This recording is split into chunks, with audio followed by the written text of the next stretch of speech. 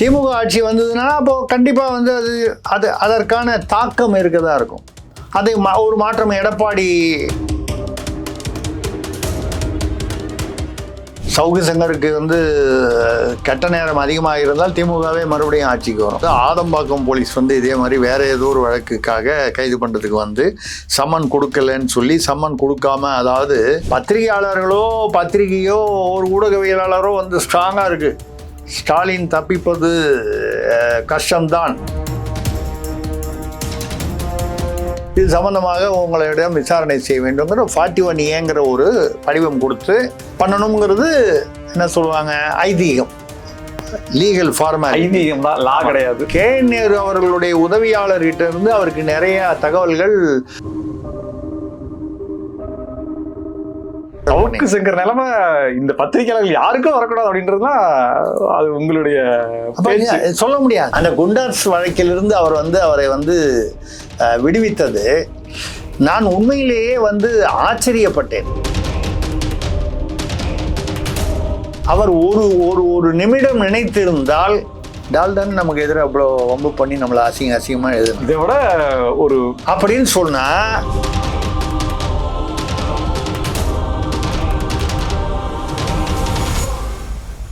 Spectrum Tamil நேயர்களுக்கு வணக்கம். நம்மோடு மூத்த பத்திரிகையாளர் திரிசக்தி சுந்தரராமன் இருக்கிறார், பேசலாம்.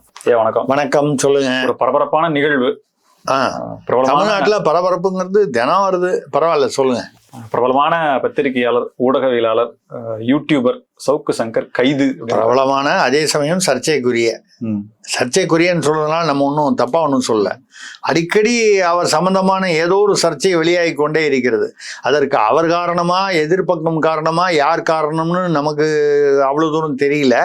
ஆனா ஏதோ ஒரு வகையில் பேசப்பட்டு வருகிற அவர் சவுக்கு சங்கர் அவர்கள். ஆமா, கைதுன்னு சொல்லி நீ காலையில இப்பதான் வாட்ஸ்அப்ல செய்தி பார்த்தேன். அது காலையில இருந்தே போலீஸ் வழியில் நிக்குது, அட்வொகேட்டா பேசுனாங்க, சம்மன் கேட்டா கொடுக்கல, மொத்தா சம்மன் வாங்காதனால மறுபடியும் அரெஸ்ட் பண்றாங்க. ஃபயர் சர்வீஸ்லாம் வந்து கடப்பாறையெல்லாம் போட்டு உடைச்சி பயங்கரமான ஒரு டிராமாட்டிக் சீன் கிரியேட் ஆகி ஏற்கனவே ஒரு மாதம் முன்னாள், ஒரு 20 நாள் முன்னால வந்து ஆதம்பாக்கம் போலீஸ் வந்து இதே மாதிரி வேற ஏதோ ஒரு வழக்குக்காக கைது பண்றதுக்கு வந்து சம்மன் கொடுக்கலன்னு சொல்லி சம்மன் கொடுக்காம, அதாவது ஒருத்தரை கைது பண்ணும்போது என்ன காரணத்துக்காக கைது பண்றோம்னு சொல்றதுக்காக அந்த 41A அப்படின்னு ஒரு படிவம் கொடுக்கணும். அந்த படிவத்தில் வந்து என்ன குற்றச்சாட்டு உங்கள் மீது, என்னென்ன செக்ஷன் பிரகாரம் உங்கள் மீது, பெரிய ஃபுல் டீட்டெயில்ஸ் இருக்காது. அது வந்து ஒரு ஸ்டாண்டர்ட் படிவம். அந்த படிவத்தை வந்து ஃபில்அப் பண்ணி ஏதோ அந்த குற்றச்சாட்டுகள் செக்ஷன் வந்து 420, இல்லை வந்து யாராவது வந்து கொலை மிரட்டல் விடுத்தா அதுக்கு 506, நான் சொல்றது ஐபிசி, இப்போ பிஎன்எஸ்ல எல்லாம் கொஞ்சம் கொஞ்சம் நம்பர் மாறி இருக்கும். அது ஏதோ அது என்ன குற்றச்சாட்டோ அந்த செக்ஷன் பிரகாரம் நீங்கள் குற்றமளித்ததாக தெரிகிறது, இது சம்பந்தமாக உங்களிடம் விசாரணை செய்ய வேண்டும்ங்கிற 41A ஒரு படிவம் கொடுத்து பண்ணணுங்கிறது என்ன சொல்லுவாங்க, ஐதீகம், லீகல் ஃபார்மாலிட்டி. ஐதீகம் தான், லா கிடையாது. அதாவது பல சமயங்களில் அந்த ஐதீகம் வந்து வேண்டுமென்றே தவிர்க்கப்படும். அது யாருக்கு சார் நீங்க சொல்ற மாதிரி கொடுத்துட்டு அரெஸ்ட் பண்றாங்க, வாடா வெளியேன்ற மாதிரி தான் இருக்கும் ஆக்சுவலா. அப்போ அரெஸ்ட் பண்ற ஆக்சுவலா அதை கொடுத்து அதுக்கு ஒரு சந்தர்ப்பம் கொடுத்து அவங்கள விசாரணை பண்ணி அதுக்கு அப்புறம் தான் அரெஸ்ட் பண்ணணும். பிரைமா ஃபேசி எவிடன்ஸ் இருந்தால் தான் அரெஸ்ட் பண்ணணும். நம்ம சொல்றது வந்து பொதுவான சட்டம். இவங்க என்ன வழக்கு போடுறாங்க, அந்த வழக்குல என்ன அடிப்படை, என்ன ஆதாரம் நமக்கு தெரியாது. தெரியாமல் வந்து இது தவறு இல்லை தவறில்லைன்னு ரெண்டு பக்கமும் சொல்றதுக்கு நமக்கு வந்து முறையாக இருக்காது. ஆனால் நான் இன்னும் காலையில் இங்கே வரும்பொழுது, காரில் வரும்போது பார்த்தபோது ஏதோ சினிமா தயாரிப்பாளரை தாக்கிய வழக்கில் கைது அப்படிங்கிறாங்க. இவர் ஏன் போய் சினிமா தயாரிப்பாளரை தாக்குனாரு, என்ன அதோடைய பின்னணி என்னன்னு தெரியல. சினிமா தயாரிப்பாளர் அப்படின்னு சொன்னால் ஏதாவது அது திமுக சார்பான சினிமா தயாரிப்பாளராக தான் இருக்கும் அப்படிங்கிறது என்னுடைய யூகம். எனக்கு தெரியல. ஏன்னு கேட்டா, அப்படி ஏதாவது தாக்கிட்டு தானே புகார் வந்து கொடுப்பாரு. இல்லை பொதுவான யாரோ ஒரு சினிமா தயாரிப்பாளரோட ஒரு வாக்குவாதம், தகராறு வந்து அப்படி இருந்து அவர் புகார் கொடுத்திருந்தால் அந்த புகாரை பயன்படுத்தி இவரை கைது செய்யலாம். இப்போ நீங்கள் யாரையோ வந்து ஒரு சினிமா தயாரிப்பாளர் ஒரு முனுசாமியா கந்தசாமியோ தாக்குகிறார் என்றால் அவர் கைது செய்தால் அது வந்து கைது செய்யப்பட்டால் அது செய்தி ஆகாது, பெரிய செய்தி ஆகாது. சவுக்கு சங்கர் வந்து கைது செய்யப்படும் போது அது ஒரு பெரிய செய்தியாக, பரபரப்பான செய்தியாகிறது. அப்போ அந்த வழக்கு என்ன, அந்த புகார் என்ன அப்படிங்கிறது விவரம் இன்னும் போக, நான் அப்போதான் வந்து காரில் வரும்போது உள்ள நுழையும் போது பார்த்தேன், தெரியல நமக்கு. அவர் வந்து ஆனால் தொடர்ந்து பார்த்தீங்கன்னா முன்னால் வந்து அவருக்கும் அந்த வருண்குமார்னு அந்த இதில் இருந்தார், திருச்சியில் இருந்தார். இப்போ வந்து இங்கே சென்னைக்கு வந்துட்டார். அந்த ராமஜெயம் வழக்கு, அப்புறம் ஏதோ சில சிறப்பு வழக்குகள்லாம் பார்த்துக்கிட்டு இருக்காரு அவர், வருண்குமார் அவர்கள். அவருடைய மனைவியும் வந்து வந்தனா பட்டா, வந்தனா ஏதோ அவங்க பேர், வந்தனா பாண்டேன்னு நினைக்கிறேன். அவங்க வந்து அவங்களும் ஒரு ஐபிஎஸ் ஆஃபீஸர். வருண்குமாருக்கும் சீமானுக்கும் பிரச்சனை இருந்தது, இருந்துகிட்டு இருக்கு, இருந்துகிட்டு இருக்கு தொடர்ந்து. வருண்குமாருக்கும் இவருக்கும் இருந்துகிட்டு இருக்கு, யாரு நம்ம சவுக்கு சங்கருக்கும். இவங்க அவரு சீமான் அரசியல்வாதி, சவுக்கு சங்கர் அரை அரசியல்வாதின்னு சொல்லலாம். பத்திரிகையாளர், அரசியல் பத்திரிகையாளர், அதை மீறி கொஞ்சம் அரசியல்லையும் ஏதோ ஒரு வகையில் ஈடுபடுறாருன்னு வச்சுக்கலாம். அப்படி வரும்பொழுது அரை அரசியல்வாதின்னு சொல்றேன். ஆனால் வருண்குமார் பார்த்தீங்கன்னா ஒரு வித்தியாசமான இளம் துடிப்பான ஐபிஎஸ் அதிகாரி. அதே சமயம் பார்த்தீங்கன்னா அரசியல்வாதிக்கு ஈடாக வந்து அப்பப்போ அறிக்கையை கொடுத்துட்டு இருப்பாரு. அது கொஞ்சம் வித்தியாசமாக இருக்கும். பொதுவாக வந்து அந்த அதிகாரத்தில் இருப்பவர்கள், பொறுப்பில் இருப்பவர்கள் வந்து அந்த வெளியிடும் அறிக்கைகள்லாம் வந்து அளந்து இருக்கும், ரொம்ப கவனமாக, குறைவாக, ரொம்ப விஷயம் வெளியில விடாம, ஏதாவது கேட்டதுக்கு சட்டம் தனது கடமையை செய்யும் டெம்ப்ளேட் அப்படின்னு ஒரு டெம்ப்ளேட் வேர்ட்ஸா பேசுவாங்க. அப்படி இல்லாமல் கொஞ்சம் ஏறக்குறைய ஒரு அரசியல்வாதி போல பேசக்கூடிய ஒரு பழக்கம் உள்ளவர். அது அவருடைய ஒவ்வொருத்தருக்கு ஒரு ஒரு இயல்பு அப்படின்னு நம்ம எடுத்துக்கணும். வேற என்ன பண்ண முடியும்? ஒரு குறிப்பிட்ட கமிஷனர் வந்து பினாமில சொத்துக்கள் வாங்கிட்டார் அப்படின்ற மாதிரியான விஷயத்த உடைச்சு போட்டதுனாலதான் இவர் மேல நடவடிக்கைன்னு சொல்லி இவர் தரப்புல இவரே சொல்லியிருக்காரு, அவன் பேசியிருக்காரு. அதுல எந்த அளவுக்கு உண்மை இருக்கு? இல்ல, அதாவது ஏன்னா நம்மளும் ரொம்ப ஜாக்கிரதையா பேசணும் சார். சட்டத்துறை நம்ம வந்து சொல்றது வந்து என்னன்னா, எதையுமே ஆதாரங்கள் இல்லாமல் எதையும் நம்ம பேசக்கூடாது. அரசியல் விஷயத்துல வந்து இப்ப கூட நம்ம என்ன சொல்றோம், ஸ்டாலின் அவர்களை பற்றி பேசும்போது இந்த வழக்கு இப்படியும் போகலாம் இப்படியும் போகலாம் தான் சொல்றோம். ஸ்டாலினுக்கு எதிராக வந்து பத்திரிகைகளை வந்து இது வழக்கு ரொம்ப ஸ்ட்ராங்கா இருக்குன்னு சொல்றாங்க, ரைட்டு. பட் நீதிபதி ஸ்ட்ராங்கா இருக்குன்னு முடிவு பண்ணாதான் வந்து தீர்ப்பு, அதுதான் முக்கியம்.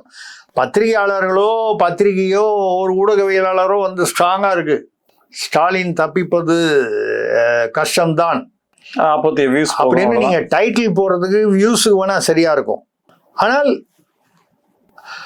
இதை தாண்டி சில சமயங்களில் வந்து அதாவது வெளிப்படையாக தெரியக்கூடிய தகவல்கள் கூட நீதிமன்றத்தில் டெக்னிக்கலாக ஏற்றுக்கொள்ளப்படாமல் இருக்கலாம். நீங்க உடனே அதனால நீதிபதியை நம்ம வந்து குற்றம் சொல்றோமான்னா நான் அப்படி போகல, பர்சனலா போகல. நான் சொல்றது வந்து உங்களுக்கு எனக்கும் லாஜிக்கா தெரியறது, நீதிமன்றத்துல டெக்னிக்கலா லாஜிக் வந்து இல்லைன்னு நினைக்கலாம். புரியுது. ஏன்னா நீங்கள் நானும் பார்க்கும் பொழுது ஒரு பொதுவான ஒரு கருத்தில் பார்க்கிறோம். சட்ட புத்தகங்களின் அந்த நுணுக்கங்களுக்குள்ளே நம்ம பார்க்கறது இல்லை, பார்க்க முடியாது, நாம் பார்ப்போம் என்று எதிர்பார்க்க முடியாது. அந்த மாதிரி சொல்லும்போது சவுக்கு சங்கர் அவர்கள் வந்து இன்னார் வந்து இவ்வளவு சொத்து வாங்கினாரு, ஒரு குறிப்பிட்ட காவல்துறை அதிகாரி, அவர் யாராவனா இருக்கலாம், அவரால் சில செல்ல பெயர்கள்லாம் வைப்பாரு. ஒருத்தர் அருட்தந்தைம்பாரு, ஒருத்தர் வந்து ஐஸ்கிரீம் பாரு, ஒவ்வொருத்தரும் ஒரு பேர் சொல்லி வைப்பார் அவரு.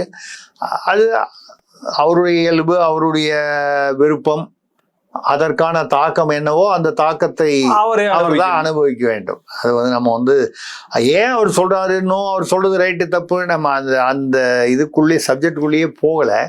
ஏன்னு கேட்டால் இத மாதிரி பேசக்கூடியவர் வந்து ஆதாரங்கள் இல்லாமல் முதல்ல ஆதாரங்கள் இருந்தாலே அதிகாரம் இல்ல, அது மட்டும் இல்ல, அதிகாரம் இருப்பவர்கள் எப்படி வேணாலும் செயல்படலாம். நான் திமுக அரசை என்று குறிப்பிட்டு சொல்லவில்லை. அதிகாரம் நீங்க திமுக அரசுன்னு எடுத்துங்க, அதிமுக எடுத்துங்க, மத்தியில் உள்ள பாஜக அரசுன்னு எடுத்துங்க, என்னைக்கோ ஒரு நாள் இருந்துட்டு போன காங்கிரஸ் அரசு, இல்லை இன்னொரு 100 வருஷம் கழிச்சு மறுபடியும் மத்தியில் ஆட்சி அமைக்கக்கூடிய காங்கிரஸ் அரசுன்னு வச்சுங்க. எனக்கு தெரிஞ்சு இன்னொரு 50 வருஷத்துக்கு இல்லை காங்கிரஸ் மத்தியில், அதனாலதான் 100ன்னு சொன்னேன். ஏன்னா அப்போ அநேகமா கடவுள் புண்ணியத்துல நம்ம லீவ்ல இந்தியா வந்துட்டு போறாரு ராகுல் காந்தி. ஆமா, அதனால வந்து அவர் மற்ற நாடுகளுக்கெல்லாம் போறாரு வராரு. மற்ற நாடுகள் குளிர் ஜாஸ்தியா இருக்குன்னு வெளிநாடு கிளம்பிட்டாரு. நான் கூட ரொம்ப கவலைப்பட்டேன். திடீர்னு அவர் பாட்டில் இங்கே பாராளுமன்றம் இருக்கும்போது எங்கேயோ வெளிநாட்டுக்கு போயிட்டாரு. 15ஆம் தேதி போறாரு. அது இல்லை போறாரு, இல்லை இப்பதான் போயிட்டு வந்தார் ஒரு ரவுண்டு, இப்போ மறுபடியும் போறாரு. அடிக்கடி அந்த இதுக்கு இத்தாலிக்கு போவார் அவங்க பாட்டியை பார்க்க. அப்படி இல்லைன்னா பட்டாயா பேங்காக்னு போவார். அங்க யார் இருக்காங்கன்னு தெரியல. பட்டாயா பேங்காக்ல நிறைய நண்பர்கள் இருப்பாங்க. பட்டாயா பேங்காக்கு வந்து அந்த மாதிரி நண்பர்கள் நிறைய இருக்கிறவங்க, அந்த நட்பு வட்டம் எப்படி இருக்கோ அதை பொறுத்து அமையும். அது பட்டாயாக்கு எதுக்காக போவாங்கன்றது பொதுவாக எல்லாருக்கும் தெரியும். அதனால வந்து ரைட், அது அவர் போயிட்டு போறார். அவர் இன்னும் பிரம்மச்சாரி தான், 54 வயசு தான் ஆகுது. அதனால வந்து இளைஞரணிக்கே இன்னும் 6 வயசு வரைக்கும் அவருக்கு டைம் இருக்கு. தமிழ்நாட்டு திராவிட சித்தாந்தத்தில் 60 வயசுலயே இளைஞரணி தலைவராக இருக்கலாம் இல்லையா? அந்த வகையில் அவருக்கு இன்னும் 6 வயசு இருக்கு இளைஞருங்கிற அந்த ஒரு அடையாளத்துக்கு. அப்போ வந்து எனக்கு ஒரு கவலை, இவர் பாட்டில் வழக்கம் போல பட்டாயா பேங்காக்னு போயிட போறாரு. அங்கே தாய்லாந்து கம்போடியாவுக்குள்ள போர் நடக்குது. எங்கேயாவது போர்ல போய் சிக்கிட போறாரே ராகுல். பாவம், அவருக்கு குழந்தை மனது, நமக்கு தான் தெரியுமே, குழந்தைத்தனமாக தான் இருப்பார் அவருன்னு நமக்கு தெரியும். அதனால வந்து ஒரு குழந்தைத்தனமாக அவர் பாட்டில் வந்து பட்டாயா போகணும், பேங்காக் போகணும், தாய்லாந்து போய் ரொம்ப நாள் ஆச்சு அப்படின்னு சொல்லி அங்கே போயிட்டாருன்னா, அங்கே எங்கேயாவது போரில் போய் நடுவில் சிக்கிக்க போறாரே. அதுக்கு இங்கேயே இந்த போரே பரவாயில்லையே, இந்த வார்த்தை போர்களே பரவாயில்லையே அப்படின்னு நம்ம நினைக்கிறோம். அது ஒரு பக்கம் இருக்க, இந்த சவுக்கு சங்கர் விவகாரத்தில் என்னன்னால் 2 விஷயங்கள் அதில் வந்து என்னன்னால், இந்த தேர்தல் சமயத்தில் சவுக்கு சங்கர் வந்து திமுக அரசை மிகவும் வந்து சாடுதல் அதிகமாக இருக்கும். 2 பாயிண்ட் சார். சாடுதல் அதிகமாக இருக்கும் அப்படின்றத மாதிரியா, இவர் இருந்தாருன்னா வாக்குகள் வேற மாதிரி போகும் அப்படின்ற மாதிரி? 2 ஒன்னோட ஒன்று லிங்க்டு தானே. அதாவது விமர்சனமும் சாடுதலும் கடுமையாக இருக்கும். அவருக்கு வந்து சில தகவல்கள் வேற வந்து அவர் வந்து சில தகவல்களை வெளியிடுகிறார். அந்த தகவல்கள் ரகசியம் என்று கருதப்படும் தகவல்கள் அவருக்கு கிடைக்கின்றன. இப்போ உங்களுக்கு ஒரு பீரியட்ல வந்து அவர் வீட்டில் ரெய்டு பண்ணாங்க. ரெய்டு பண்ணி வந்தபோது பத்திரிகைகளிலேயே வெளிப்படையாக வந்தது, KN நேரு அவர்களுடைய உதவியாளர்கிட்ட இருந்து அவருக்கு நிறைய தகவல்கள், ஆவணங்கள் அவருக்கு வந்து போயிருக்கிறது. வந்து நான் சொல்லலை, பத்திரிகை தகவல்கள். ஒரு பத்திரிகையில மட்டும் போட்டா கூட அவங்க ஏதோ ஒரு உள்நோக்கத்தோட போட்டாங்களா, பொதுவாக சில பத்திரிகைகள் வந்து. இப்ப KN நேருவை ஏன் வந்து செந்தில் பாலாஜியை காப்பாத்தின மாதிரி காப்பாத்துறதுக்கு வந்து திமுக தலைமை முயற்சி பண்ணலையோன்ற சந்தேகம் வர்றதுக்கு ஒரு காரணத்துக்கு இதுவும் ஒரு காரணம் இருக்கலாம். அப்படி இருக்கக்கூடிய விஷயத்துல அந்த தகவல்கள் வருகின்றன. KN நேருக்கு தெரிந்து கொடுத்தாரா, KN நேருடைய உதவியாளர் ஒரு கால் KN நேருக்கே தெரியாமல் கொடுத்துடலாமா? எல்லாருக்கும் பெனிஃபிட் ஆஃப் டவுட் கொடுக்கும். ரொம்ப திங்க் பண்றீங்க சார். சரி, நம்ம சட்டம் படித்தவர் இல்லையா? அது நீங்க எங்கேயும் மாட்டக்கூடாதுல மட்டும் நீங்க குறியா இருக்கீங்கன்னு தெளிவா தெரியுது. நம்ம பெனிஃபிட் ஆஃப் டவுட் அவங்களுக்கும் கொடுத்துடணும், அதை நமக்கும் கரெக்டா சவுக்கு சங்கர் நிலைமை இந்த பத்திரிகையாளர்கள் யாருக்கும் வரக்கூடாது அப்படின்றதுலாம் அது உங்களுடைய சொல்ல முடியாது. KN நேருக்கு தெரியாமல் அவருடைய உதவியாளர் செய்திருந்தால் அருமை. அவர் வெள்ளை மனதுடையவராக இருக்கலாம் அல்லவா KN நேரு? நம்ம அதை எப்படி இல்லைன்னு சொல்ல முடியும்? சரி, அவர் கள்ளத்தனமாக கொடுத்தார், தன்னுடைய கட்சிக்கே துரோகம் செய்தார், அப்படி எல்லாம் அவர் மேல் நம்ம குற்றம் சாட்ட முடியுமா? ஆதாரம் இல்லாமல் குற்றம் சாட்ட முடியுமா? அது நியாயமா? அப்படி இருக்கும்பொழுது ஆக தகவல்கள் வந்தது உண்மை. அது வாட்ஸ்அப்ல பிடிச்சிட்டு போயிட்டாங்க ரைடும் போது. அதுக்கப்புறம் தான் அவர் வீட்டில் போய் இந்த சாணி கரைச்சி ஊத்துனது, இந்த மலம் கரைச்சி ஊத்துனதெல்லாம் அதெல்லாம் அதிகப்படி. யார் செய்திருந்தாலும், யார் சொல்லி செய்திருந்தாலும் அது வந்து மிகவும் அதிகப்படி. சவுக்கு சங்கர் சில தவறுகள் செய்திருந்தார் என்று ஒரு யூகம் செய்தால் கூட, ஒரு பத்திரிகையாளரை அவருடைய தாயார் வசிக்கும் இடத்தில் அப்படிப்பட்ட ஒரு மலத்தெல்லாம் கொண்டு போய் அந்த சமையல் பாத்திரம் மேல பூசுறது, கட்டில் மேல வீசுறது, இதெல்லாம் வந்து நிச்சயமாக ஜனநாயகத்தில் ஏற்றுக்கொள்ளப்பட முடியாதது. சவுக்கு சங்கர் ஏதாவது பத்திரிகையாளர் என்ற முறையிலோ இல்ல வேற எந்த முறையிலோ ஏதாவது குற்றங்கள் புரிந்திருப்பதாக நீங்கள் நினைத்தால் சட்டபூர்வமாக அவர் மீது நடவடிக்கை எடுங்க. நீங்க ஒரு காலத்துல வந்து அவர் வந்து சவுக்கு சங்கர் வந்து பிளாக் நடத்திட்டு இருந்தாரு 2009-10 அந்த மாதிரி சமயத்துல. அப்போ வந்து பாத்தீங்கன்னா இதே நீதிபதி GR சாமிநாதன் அவர்களுக்கு முன்னால அவருடைய சம்பந்தப்பட்ட வழக்கு வந்தது. அப்ப என்ன பண்ணாரு, அவரோட பிளாகை வந்து பேன் பண்ணார் 2010 நினைக்கிறேன். நிறுத்தின உடனே GR சாமிநாதன் அவர்களை பற்றி அந்த பிளாகிலேயே தொடர்ந்து அந்த வழக்கு நடக்கும் போதே அவதூறாக எழுதி வருகிறார். யாரு? சவுக்கு சங்கர். ஒரு கட்டத்திற்கு மேல் இது அதிகப்படியாக போகும்போது பிளாகை வந்து பேன் பண்றாரு. முதல்ல எழுதி வருகிறார், அதுக்கப்புறம் பேன் பண்றார். பேன் பண்ணோன்னா என்ன பண்ணுறாரு, பிளாக் வந்து அந்த பிளாகை விட்டுட்டு இன்னொரு பிளாக் ஆரம்பித்து நீங்கள் வேறு பேர் ஆரம்பித்து வேறு பேரில் பண்ண முடியும். வேறு 2 பேரில் போட்டு பண்ணிட்டு இருந்தார். தொடர்ந்து அவரை இத்தனைக்கும் வந்து அவர் வந்து எந்த கட்சியும் சார்ந்தவர் இல்லை. இப்போ சொல்கிறாங்க ஆர்எஸ்எஸ் ஜட்ஜுன்னு. ஏன் திமுக வழக்கறிஞர்களில் இருந்து எத்தனை பேர் இன்னைக்கு ஜட்ஜாக இருக்காங்க. இப்போவும் வழக்கறிஞர் அணியில் நிர்வாகியாக இருந்தவர்களே நீதிபதிகளாக ஆவதற்கு எந்த தடையும் இல்லை சட்டத்தில். நம்ம வந்து அது குறைன்னு சொல்லலை. சிடி செல்வம் என்ற ஒரு, அதாவது ஏடி பன்னீர்செல்வம்னு ஒரு காலத்தில் வந்து மந்திரியாலாம் இருந்தார் நீதி கட்சி இருக்கும்போது. அவருடைய பேரன் ஒருத்தர் சிடி செல்வம்னு, அதே பெயருடைய ஏடி பன்னீர்செல்வம்னு அவருடைய நேரடி மகன் வயிற்று பேரன் வந்து நான் பேங்க்ல இருந்தபோது ஐஓபியில் இருக்கும்போது எனக்கு பாசா ரீஜனல் மேனேஜராக இருந்தார் ஏடி பன்னீர்செல்வம். அதுக்கப்புறம் யூனியன் பேங்க் ஆஃப் இந்தியாலாம் சேர்மனாக இருந்து அதுக்கப்புறம் காலமானார். அவர்கள் வந்து அந்த நீதி கட்சி அந்த இதில் வரும்.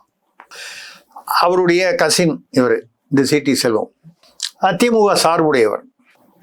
அவருக்கு நீதிபதி, அவர் வழக்கறிஞராக இருந்தார், அவர் நீதிபதி ஆக்குறாங்க, ஹைகோர்ட்டில் நீதிபதி ஆகணும்.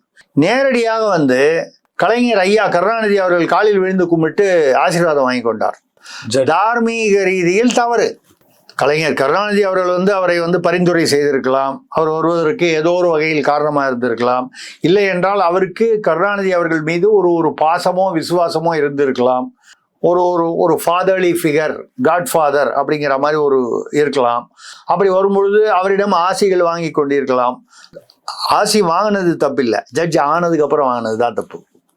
ஜட்ஜி அறிவிப்பு வந்தவுடன் வெளியில் வந்ததுக்கு அப்புறம் போய் வாங்கினார் பாருங்க. அப்ப என்ன ஆயிடும்னு கேட்டீங்கன்னா, இதுக்கப்புறம் அவர் வந்து திமுக சார்பான எந்த வழக்கில் திமுக சார்பாக தீர்ப்பு கொடுக்கும் போதெல்லாம் இந்த காலில் போய் விழுந்து ஆசீர்வாதம் வாங்கியது தான் மக்களுக்கு நினைவுக்கு வரும். நேர்மையாகவே அந்த தீர்ப்பை அவர் கொடுத்திருந்தால் கூட அந்த தீர்ப்புக்கு களங்கம் விளைவிக்கப்படும். இல்லை, அந்த தீர்ப்பை மக்கள் வித்தியாசமாக பார்ப்பார்கள்.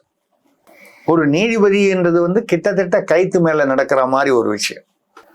இப்ப ஆர்எஸ்எஸ் சார்பான ஜட்ஜின் டிஆர் பாலுவே போய் பாராளுமன்றத்தில் ஜிஆர்எஸ் அவர்களை பேசியிருக்கிறார்.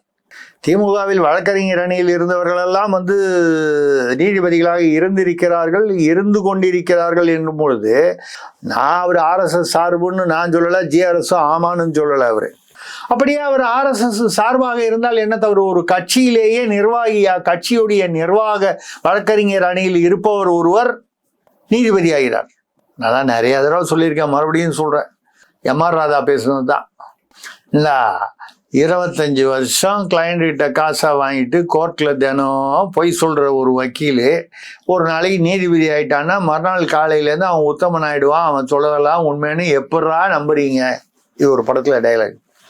சத்தியமான யதார்த்தமான விஷயம். நான் வந்து அதனால் நீதிபதிகள் எல்லாரையும் வந்து ஏதோ தப்பாக சொல்கிறேன். அவர்கள் வழக்கறிஞர்களாக இருக்கும் பொழுது உண்மையின் பக்கம்தான் இருக்க வேண்டும் என்று ஒன்றும் கிடையாது. அவர்களுடைய கிளையண்ட், கட்சிக்காரர் யாரோ அவருக்கு சாதகமாக வெற்றியை வாங்கி, அவர் குற்றவாளியாக இருக்கலாம், குற்றவாளியாக இல்லாமல் இருக்கலாம், இல்லை சொன்ன அளவுக்கு குற்றங்கள் செய்யாமல் எப்படி வேணா இருக்கலாம். ஆனால் அவருடைய கட்சிக்காரர் இவர் மீது குற்றம் சாட்டப்பட்டால் அவருக்கு விடுதலை வாங்கி தர வேண்டும். இல்லை, இவர் தான் வாதி, வேற ஒருவர் குற்றவாளின்னா அவருக்கு வந்து தண்டனை வாங்கி தர வேண்டும். இதுதானே இந்த பக்கம் இருக்கிற வக்கீல். அப்ப வக்கீல்னு வரும்பொழுது இவருக்கு இல்லைங்க, எங்கால் இன்னெல்லாம் தப்பு பண்ணியிருக்காரு அப்படின்னு எந்த வக்கீலும் போய் கோர்ட்ல சொல்ல போறது இல்லை. சொல்றதுக்கு வக்கீலே வேண்டியது இல்லை. நம்ம வந்து வழக்கறிஞர் என்ற தொழிலை பார்க்கும் பொழுது அந்த கண்ணோட்டம் வித்தியாசமான கண்ணோட்டம். அவருடைய என்ன சொல்றது, கட்சிக்காரருக்கு சாதகமான விஷயங்களை அதை நீதிமன்றத்துக்கு, நீதி புத்தகங்களுக்கு ஏற்ற வகையில் அதை பிரசன்ட் பண்ணுவதுதான் அவருடைய தொழில். ஆனால் நீதிபதியாக போகும்போது அப்படி பார்க்க முடியாது. 2 பக்க நியாயங்களையும் பார்த்து தீர்ப்பு கொடுக்க வேண்டிய ஒரு கட்டாயத்தில் இருக்கு. அவர்களுடைய அனுபவத்தில் அவர்களுக்கு அந்த பேலன்ஸ் தெரியும் அப்படிங்கிற ஒரு நம்பிக்கை, எதிர்பார்ப்பில் தான் ஜனநாயகத்தில் இப்படி ஒரு அமைப்பு இருக்கிறது. இந்த அமைப்பில் வந்து குறைபாடுகளே இல்லையா என்றால் நிச்சயமாக குறைபாடுகள் இருக்கிறது. எல்லாரும் வந்து ஒரு சாதி இல்லை ஒரு கட்சி, ஒரு இனம், ஒரு மொழி, இந்த சார்பு எவ்வளவு ஒரு மனிதனுக்குள் இருக்கிறது என்பது வெளியே தெரியாம கூட இருக்கலாம். எதை வைத்து அளவுகோல் நீங்கள் இட முடியும்? அந்த வகையில் எதுக்காக அந்த ஜிஆர்எஸ் இது சொன்னோன்னா, அவர் நேர்மையானவர் என்பதற்கு அவர் வந்து ஒரு குறிப்பிட்ட சாதின்னு சொல்லி இப்போ வந்து சில விமர்சனங்கள் வருகின்றன. சாதி ஒதுக்கீடு இன்னும் தொடர வேண்டும். அது எந்த லட்சியத்திற்காக அம்பேத்கர் போன்றவர்கள் வந்து அதை கொண்டு வர வேண்டும் என்று பாடுபட்டார்களோ அந்த லட்சியம் வந்து இன்னும் எட்டப்படவில்லை என்று சாதி ஒதுக்கீடுக்கு ஆதரவாக ஒரு தீர்ப்பு கொடுத்தவர். அப்போ உங்களுக்கு புரியும் நான் என்ன சொல்ல வரேன். அதே மாதிரி சவுக்கு சங்கர் அன்னைக்கு இவரை வந்து அவ்வளவு தொந்தரவு செய்திருக்கிறார். அப்போ 15 வருஷம் முன்னால. இப்பொழுது சவுக்கு சங்கர் ஒரு போன வருடம் வந்து அந்த கைது செய்யப்பட்டு குண்டாசில் போன போது அந்த குண்டாசுக்கு எதிரில் அந்த வழக்கு வந்து திரு ஜி.ஆர். சாமிநாதன் அவர்களிடம் வந்தது. சத்தியமா எவ்வளவு பெரிய ரிலீவ் சார் இது உண்மையிலேயே. அந்த குண்டாஸ் வழக்கிலிருந்து அவர் வந்து அவரை வந்து விடுவித்தது நான் உண்மையிலேயே வந்து ஆச்சரியப்பட்டேன். அது ஆச்சரியம் சொல்றது வந்து ரொம்ப மெலியதான வார்த்தை. அதிர்ச்சி கலந்த ஆச்சரியம்னு சொல்லணும். குரல் தானே ஆகுது சார். அவர் நிர்ணயம் செய்து விடல். அவர் ஒரு நிமிடம் நினைத்திருந்தால் தானே நமக்கு எதிராக அவ்வளோ வம்பு பண்ணி நம்மளை அசிங்கமா எழுதணும். இதை விட ஒரு அப்படின்னு சொன்னா அதுக்கப்புறம் அதுக்கு மேல அப்பீலுக்கு போறது வர்றது அதெல்லாம் அவர் சௌகரியம்.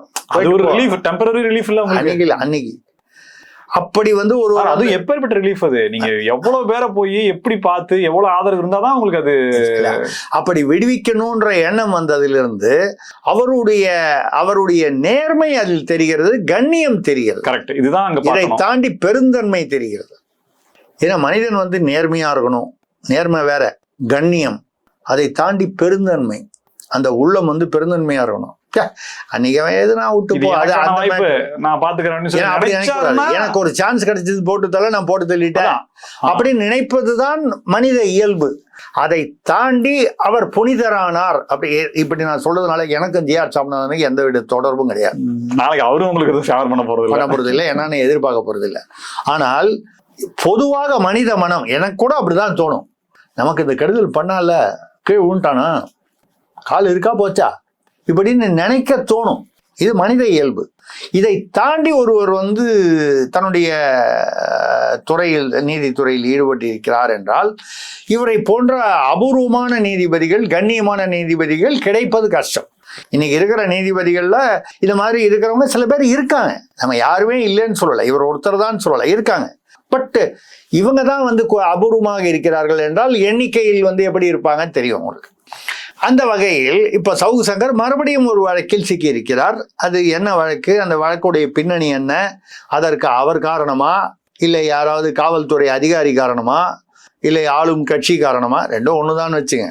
ஆளும் கட்சி காவல்துறைன்னு வரும்போது ரெண்டும் ஒரே லைன்ல வருது. ஆரம்பத்துல நீங்க சொன்னீங்க எலெக்ஷன் அப்போ இவர் இருக்கக்கூடாதுன்ற ஒரு நோக்கம். அப்படின்னா குண்டாஸ் மீண்டும் வருவதற்கான வாய்ப்புகள் என்று பிரகாசமா இருக்கு. இப்ப இவர் பேர்ல ஒரு வரிசையாக ஒரு 3-4 வழக்குகள் வந்து போடப்பட்டால் குண்டாஸ் போடுறது மறுபடியும் குண்டாஸ் போடக்கூடாதுன்னு ஒண்ணும் இல்லை. அது ஒன்று. ரெண்டாவது சனிக்கிழமை இப்போ இந்த நடவடிக்கை எடுத்துருக்காங்க சார். இப்போ சனிக்கிழமைன்றப்போ கோர்ட்டு நிவாரணம் அப்படிங்கிறதும் போட முடியாது, ஞாயிற்றுக்கிழமையும் போக முடியாது. அது மட்டும் இல்லை, அதில் ஒரு சில விஷயங்கள்ல அந்த அரசு அதிகாரம்னு வரும்போது காவல்துறை அப்படின்னா அவங்களுக்கு உள்ள அதிகாரங்கள் வந்து அந்த அதிகாரத்தை எப்படி பயன்படுத்த வேண்டும் என்பதில், அதாவது பிரயோகம் பண்ணவும் அவங்களுக்கு தெரியும், துஷ்பிரயோகம் பண்ணணும்னாலும் அது எப்படி பண்ணணும்ன்றது தெரியும். நான் இப்போ துஷ்பிரயோகம் பண்றாங்கன்னு நான் சொல்லலை. நான் சொல்ல வர்றது என்னன்னால் அதில் உள்ள நுணுக்கங்கள் அவர்களுக்கு நன்றாக தெரியும். ஏன் வெள்ளிக்கிழமை சனிக்கிழமை பார்த்து பண்றது, லீவு பார்த்து பண்றது? இதுக்கப்புறம் இப்ப பாத்தீங்கன்னா இப்ப ஏன் இப்போ பண்ணியிருப்பாங்க அப்படின்னா ஒரு யூகத்துல சொல்றேன்னா 19ஆம் தேதியோட கோர்ட்டு முடியுது, ஹைகோர்ட்டு. அதுக்கப்புறம் 2ஆம் தேதியோ 3ஆம் தேதி தான் கோர்ட்டு ஹைகோர்ட்டு திறக்குது. இவர் இப்ப கைது பண்ணி மேஜிஸ்ட்ரேட்டை 24 ஹவர்ஸ்க்குள்ள ப்ரொடியூஸ் பண்ணணும்.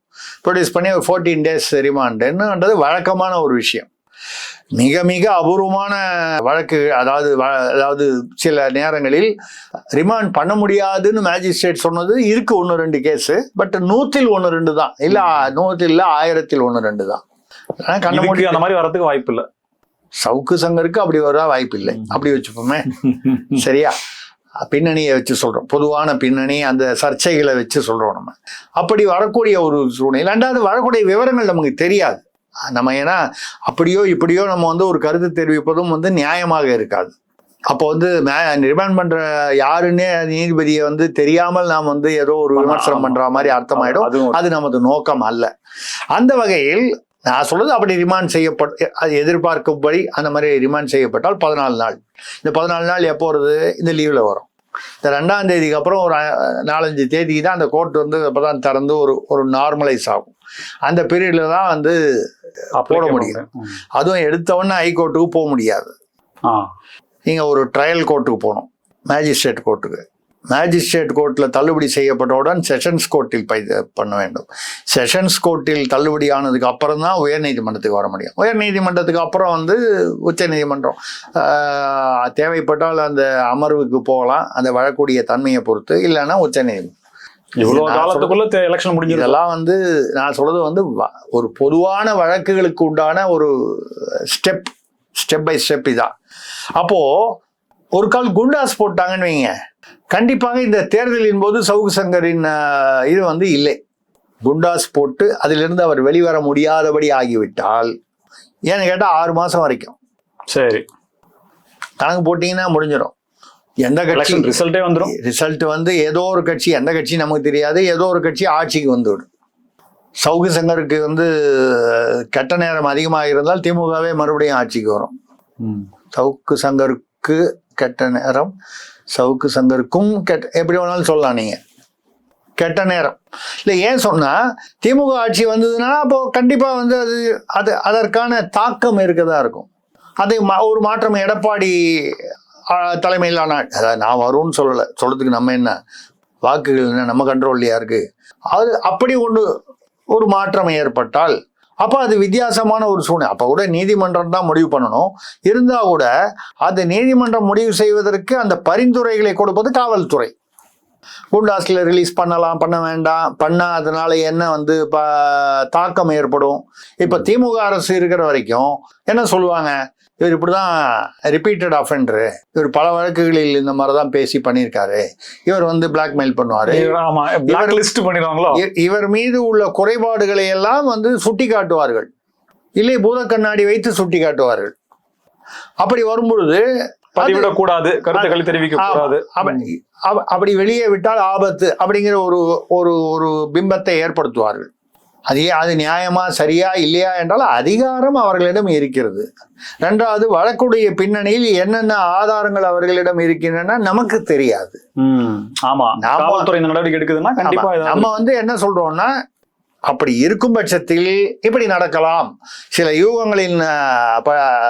யூகங்களின்படி இப்படி நடக்கலாம் அப்படின்னு சொல்றதுதான். இந்த மேக்ஸில் எக்ஸ் வந்து பிரசியூம் பண்ணிட்டு அதுக்கப்புறம் நீங்க கணக்கு போடுவீங்க, எக்ஸின் மதிப்பு என்ன அப்படின்னு. முதல்ல எக்ஸ்ன்னு வச்சுக்கிட்டு கணக்கு போட்டு கடைசியில தான் எக்ஸ் இஸ் ஈக்குவல் டு, சின்ன வயசுல மறந்துருப்பீங்க, இதெல்லாம் ஏன் சரியாகப்படுத்துறீங்க அதெல்லாம் சொல்லுவீங்க, எனக்கு புரியுது. இருந்தாலும் அந்த மாதிரி தான் அந்த எக்ஸுங்கிறது நம்மளுடைய யூகங்களை வைத்து கொண்டு இல்லைனால் அந்த யூகங்களை வைத்துக்கொண்டு எக்ஸ்னா என்னவா இருக்க முடியும்னு நம்ம சொல்றோம். அந்த வகையில் இப்போ இவர் தேர்தல் வரைக்கும் இவர் வந்து தேர்தலில் இவர் ஆக்டிவாக கலந்து கொள்ள, தேர்தல் சம்பந்தமாக இவர் வந்து விமர்சனங்களோ இல்லை வந்து கருத்துகளோ சொல்வதற்கு வாய்ப்பு இல்லாமல் போவதற்கு ஒரு சூழ்நிலை உருவாகலாம். இதை மீறி அந்த வழக்கின் தன்மை எப்படி இருக்குங்கிறத பொறுத்து அதை உடைத்து கொண்டு அவர் வெளியே வரவும் வரலாம். ஏன்னா இவரும் ப்ரீ பிளானா இருந்திருக்கலாம் சார், தேர்தல் சமயத்துல இந்த கருத்துக்களையும் இந்த ஆதாரங்களையும் முன்வைக்கலாம் அப்படின்ற மாதிரியான சில தகவல்கள் சேமிச்சு வச்சிருக்கிறதாக இருக்கலாம். மேபி அந்த தகவல் நடுவில் அவர் பேசும்போதெல்லாம் வந்து என்னை எந்த நேரமும் கைது செய்யலாம்லாம் பேசிக்கிட்டு இருக்காரு அவர். அப்ப வந்து கண்டிப்பாக அவரும் வந்து இப்படி ஒரு சூழ்நிலை வரும் என்பதற்கு தயாராக இருப்பார் என்று நம்பலாம். அப்படி வந்தால் என்ன செய்ய வேண்டும் என்ற வழக்கறிஞர்களிடம் வந்து ஒரு ஆலோசனை செய்திருக்கலாம். அதன்படி நடந்து வெளியே வரவும் வரலாம். நம்ம வந்து அவரை வெளியில விடலாமா விடக்கூடாது, நம்ம நீதிபதியும் இல்லை. நமக்கு வந்து அவர் பேரில் வந்து எந்த காழ்ப்புணர்ச்சியும் கிடையாது. அதே சமயத்தில் நாம் வந்து அவர் செய்வதற்கு நமக்கு வந்து ஆதரவு தெரிவிப்பதற்கு நாம் வந்து அந்த ஆதரவு தெரிவிக்கக்கூடிய இடத்தில் நாம் இல்லை. இப்படி ஒரு இதுதான் வந்து இருக்கு. ஆனால் வந்து நம்ம என்ன சொல்றோம்னா, எந்த பத்திரிகையாளருமே இப்போ கூட வந்து அவர் யூடியூபர், நேதாஜி யூடியூபர் வரதராஜன் அவர்கள் வந்து ஒரு நீதிபதியை வந்து தாவேகா கட்சி தலைவர் இவருக்கு வந்து தலைமை பண்பு இல்லை விஜய்க்கு அப்படின்னு ஒரு நீதிபதி சென்னை நீதிமன்றத்தில் சொன்னார். அதை விமர்சனம் செய்தார். அதற்காக அவர் கைது செய்யப்பட்டு ஏறக்குறைய 1 மாதம் சிறையில் இருந்தார். ஆனால் அதையே தான் தமிழ்நாட்டில் ஒரு உயர்நீதிமன்ற அமர்வு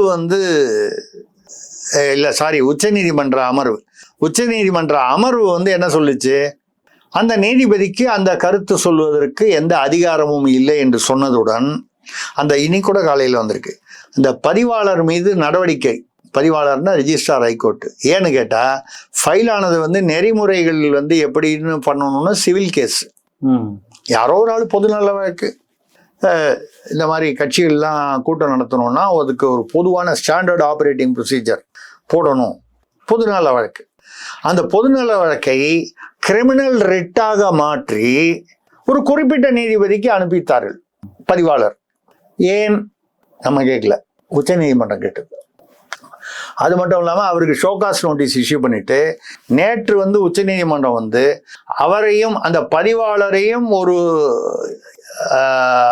வழக்கில் பார்ட்டியா சேர்க்கணும்னு சொல்லுது. ஏன்னா இது வரைக்கும் பதில் சொல்ல அவரு சிவில் வழக்கை ஏன் கிரிமினல் ரிட்டு உள்ள ஒரு நீதிபதிக்கு அமிச்சிங்க, அந்த நீதிபதிக்கும் இந்த சிவில் வழக்கு, இந்த நெறிமுறை கேட்ட வழக்குக்கும் சம்மந்தமே இல்லையே. ஏன்னா ஒரு ரோஸ்டர்னு இருக்கு, போர்ட்ஃபோலியோ 3 மாதத்துக்கு ஒரு தூரம் மாறும்.